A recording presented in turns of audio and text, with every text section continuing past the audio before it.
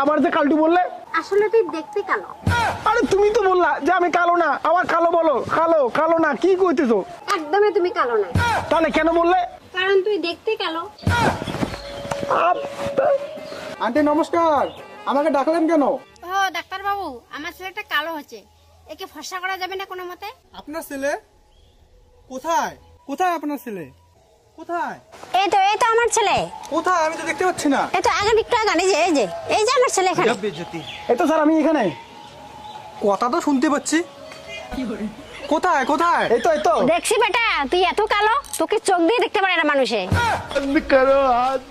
এটা গজব বেজ্জতি হয়ে যাচ্ছে আমার সাথে। কেন দেখতে পাই না? আমি এখানে। আমি তো এত কালো যে আমাকে দেখা যায় না। কোথায়?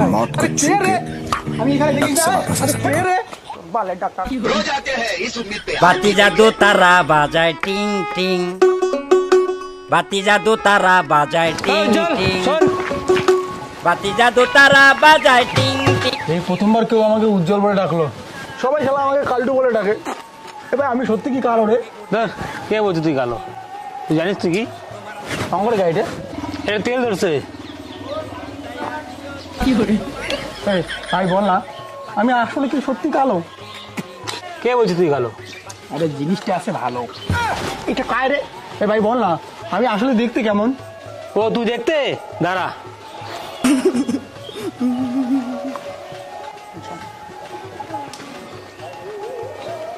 ভাই ওটা কি দেখিস? এইটার থেকে বেশি কালো। গজব বেজতি।